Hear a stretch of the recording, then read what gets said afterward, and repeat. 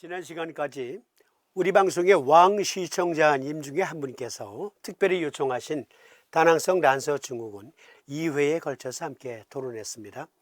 그리고 숙제도 내드렸었잖아요. 많은 분들이 소장정격을 제1요법으로 제시해 주셨는데 그 의과학적인 근거와 함께 살폈죠. 즉 부신에서 안드로겐을 너무 과잉으로 생성하면 다낭성 란서 증후군의 가장 큰 원인이 된다. 주 원인이다. 그런데요, 신승격을 쓴다고 가정해 보세요. 부신의 기능을 억제하기 위해서 신승격을 쓰게 되면 다른 내분비 분비도 저하되지요. 그러면 병은 고쳤는데 사람이 죽었다, 이렇게 될 수도 있잖아요. 그래서 상대 경맥인 수태양 한수 소장화경의 소장정격을 적용해서 보다 마일드하게 선택적 호르몬 분비를 억제시켜보자. 그래서 소장정격을 함께 토론했습니다. 이번 시간은 간정격증을 토론하는데 간정격도 다낭성 란서 증후군의 필수 불가결한 요법이에요. 반드시 써야 돼요. 그 근거를 함께 토론하는데요. 주증과 객증이라는 게 있습니다. 테스토스테론 분비는 주증이에요. 그리고 그에 수반되는 여러 증상들, 예를 들어서 여드름, 다모증, 그리고 생리불순 등등은 객증입니다. 객증. 그러니까 생리불순을 다스리기 위해서 어떤 요법을 추가하면 좋을까? 여드름을 이유로 어떤 요법을 추가하면 더 좋을까? 다모증을 이유로 어떠한 요법을 더 추가하면 좋을까? 그런 고민하지 마세요. 상한 눈에 제일 먼저 나오는 처방 중에 계지탕이라는 게 있습니다. 그리고 마황탕과 계지탕은 독감 걸린 첫날 만약 오한 발열이 있으면 마황탕을 쓰는데 땀이 없어야 돼요. 무한증에 쓰고 오한 발열 오풍, 즉 미세한 바람도 싫어하면서 독감 그 증상을 구비하고 있을 때 만져보아서 스티키하면 땀기가 있으면 마황탕을 쓰지 않고 계지탕을 씁니다.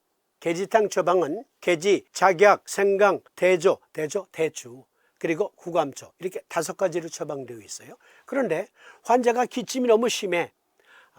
행인을 더 추가하면 어떨까? 기침하면서 막 구역질을 해. 반하 혹은 백추를 추가할까? 그리고 골절 동통이 있어요. 통증에 도움이 되는 처방을 좀 더 추가할까?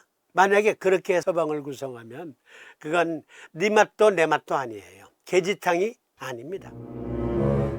마찬가지로 사암침을 적용할 때도 이 환자의 주증이 무엇인가, 객증은 무엇인가, 그걸 분별할 줄 알아야 돼요. 그래서 우리가 이렇게 토론하는 것 아닙니까? 조금 후에 다시 논하겠지만 주증, 객증 중에 객증은 일단 제쳐놓으세요. 주증을 먼저 다스리자.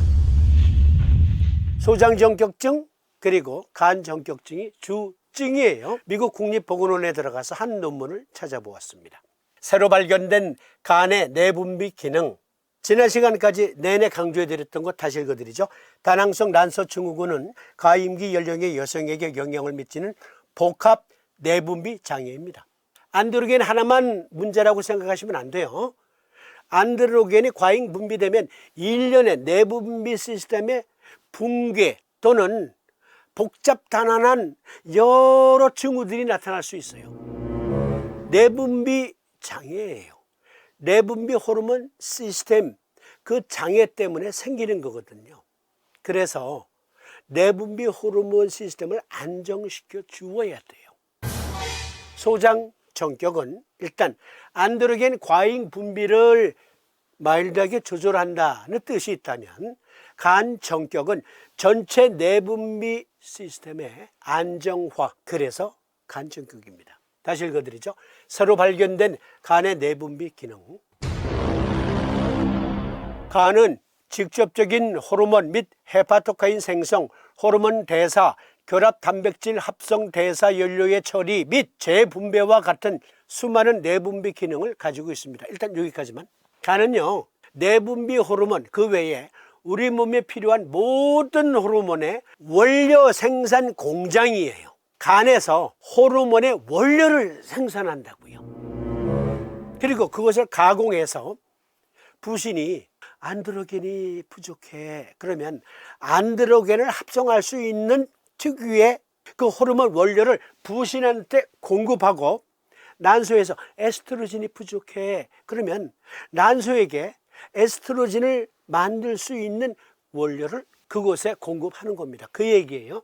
간은 직접적인 호르몬 및 헤파토카인 생성, 호르몬 대사, 결합 단백질 합성 대사 연료의 처리 및 재분배와 같은 수많은 내분비 기능을 가지고 있습니다. 지난 10년 동안 간에 많은 새로운 내분비 기능이 발견되었습니다. 간에 몇 가지 새로운 내분비 기능이 밝혀졌습니다. 중약 가까운 장래에 더 많은 간의 내분비 기능이 발견될 것으로 예상됩니다.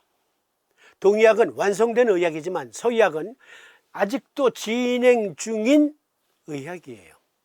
그래서 제가 까불지 마라, 동의학이 갑이다. 그 중에 사암침법은 동의학의 처음이요 끝입니다. 태초에 하느님이 천지를 창조하시니라. 성경은 태자로 시작해가지고 요한계시록 마지막 장 마지막 구절은 주여 오시옵소서 아멘으로 끝나는데, 즉 태로 시작해서 맨으로 끝나요. 제가 수시로 말씀드렸죠. 사암침법은 동의학의 태면이다. 사암침 어마어마한 요법이에요. 그 놀라운 효과를 이렇게 계속 여러분들과 함께 토론 중입니다. 이 그림 봐주세요. 간의 주요 내분비 기능, 뇌하수체, 갑상선, 부신, 생식선, 난소 고환, 시상하부, 뇌하수체, 그리고 부신으로 이어지는 축이 있고, 시상하부, 뇌하수체, 그리고 간으로 이어지는 축이 있는데요. 시상하부, 뇌하수체, 간으로 이어진 축이 내분비 호르몬 콘덕터입니다. 간이 호르몬의 원료를 만들어요.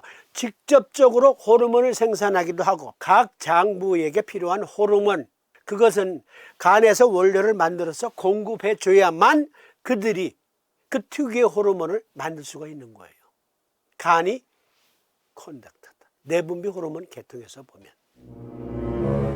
간의 새로운 분비 기능, 췌장, 지방조직, 근골격계, 두뇌. 그러니까 우리 몸의 항상성 유지력은, 내분비 호르몬에 의한 항상성 유지력은 간이 최종 책임자예요. 만약 내분비 호르몬 계통의 문제로 질병이 발생하면 가장 먼저 생각해야 될 요법은 간 정격입니다. 간 정격. 네이처지에 들어가 봤습니다. 네이처 리뷰 엔도크리널로지에서 찾아온 논문. 다낭성 난소 증후군 여성 4명 중 1명은 비알코올성 지방 간 질환의 가장 심각한 형태인 비알코올성 지방 간염을 앓고 있을 수 있습니다.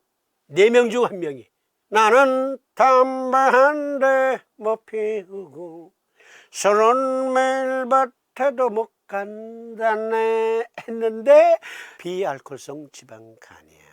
알코올성 지방간도 있지만 비알코올성 지방간이 더 많아요. 술, 담배 안 하는데도. 베지테리언, 채식주의자들도 지방간이 있을 수 있어요. 비알코올성 지방간이. 다낭성 난소 증후군 환자의 4명 중 1명은 이 질환을 갖고 있을 수 있다. 그래서 병의원에서 정밀 진단을 받습니다. 간 기능에 대해서. 더욱이 간 효소 수치의 측정은 그러한 간 손상을 발견하지 못할 수 있습니다. 그러니까 간 수치가 올라갔다, 간 수치가 내려갔다, 이럴 때 일희일비 하시는 분이 있는데, 간 수치는 정상이더라도 알코올성 지방간이 있을 수 있다. 그것은 따로 정밀 검사를 해야 된다. 간 수치만으로 측정해서는 안 된다. 우리 몸이 참 오묘합니다. 또 다른 논문을 찾아보았습니다. 다낭성 난소 증후군 여성의 간 질환은 다낭성 난소 증후군으로 간 질환이 생길 수도 있고, 간 질환 때문에 다낭성 난소 증후군에 걸릴 수도 있고, 그것이 위험력이 2배. 안드로겐 과다증은 비만하지 않은 환자의 간 손상 위험 인자입니다. 여기에서 주목해 주시기 바랍니다. 여기 다낭성 난소 증후군의 10명 중에 7명 정도는 비만을 수반해요. 그런데 늘씬한 사람에게 있어서도 다낭성 난소 증후군이 발생할 수 있대요. 알고 보니까 간 기능 부전이 있는 환자에게 있어서 특히 비알코올성 간질환 등등의 심각한 간 기능 부전이 있을 때 말랐는데도 불구하고 다낭성 난소 증후군이 있을 수 있다. 고로 환자를 살필 때 날씬한데 무슨 다낭성 난소 증후군이야. 아닐 거야. 오진일 수도 있어. 그럴 수도 있잖아요. 근데 보니까 날씬한 사람에게도 다낭성 난소 증후군에 노출될 수 있는데 특히 간 기능 부전 때문에 그럴 수 있다. 고로 간 정격을 써야 되는 겁니다. 경맥들은 자체 순행 부위가 있고 일정한 장부 기관들과 연계되어 있다. 이 경맥을 통하여 그 경기가 해당 장부 및 기관들에 가서 정상적인 기능을 유지하게 하며 온 몸을 하나의 통일체로 연결시켜주는 기능을 수행한다. 한의학 대사전. 그렇죠. 각 경맥들은 특유의 경기로 해당 장부의 정상 기능 유지력을 담당하고 있어요. 그런데 수태양안수 소장 화경이 족솜구나 신수경의 견제력을 잃었어.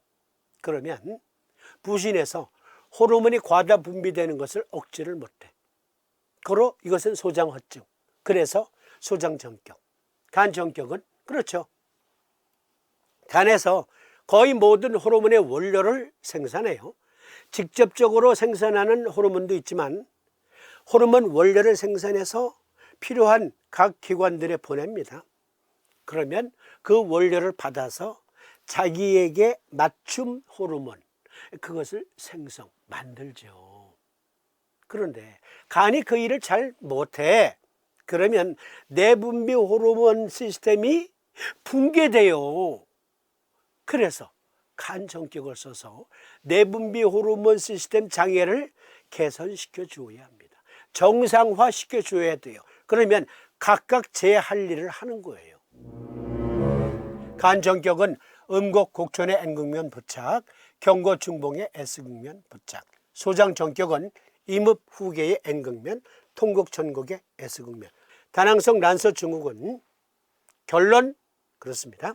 소장 정격, 간 정격을 쓴다. 그런데 아까 객증 말씀드렸잖아요. 여드름, 다모증 등등은 객증이에요. 따로 이 여드름은 폐정격을 써야 할까? 비정격을 추가할까? 대장정격을 추가할까? 그러면 네 맛도 내 맛도 아니다. 주증을 다스리면 저절로 없어져요. 저절로. 그리고 여성질환과 여드름 토론하기로 했잖아요. 네. 삼신의학에 상세히 나와 있으니까 책 가지고 계신 분들은 삼신의학 참조하시고요. 여성질환 여드름, 생리 때 특히 여드름이 더 많이 생긴다. 나는 생리불순이 있으면서 여드름이 많다. 그러면 일단 간정격 그리고 소장정격을 놓으세요. 내분비 호르몬, 특히 여성 생식기 시스템이 안정화되면 여드름 저절로 없어집니다. 그 외에 비정격, 폐정격 등등을 써야 될 여드름들도 있어요. 그것은 틈나는 대로 쇼츠로 말씀드리기로 하고, 여성들에게 있어서 생리주기 때 특히 여드름이 많이 생긴다. 나는 생리불순이 있는데 여드름도 심각하다. 그러면 간정격, 소장정격. 그러면 이것으로 다낭성 난소 증후군 마치고요. 진도 나가야죠. 삼심 아카데미. 그리고 사이사이에 쇼츠 올려드리기로 하고 오늘 시간 여기서 마칩니다. 시청해 주심에 감사드립니다. 고맙습니다. 안녕히 계십시오.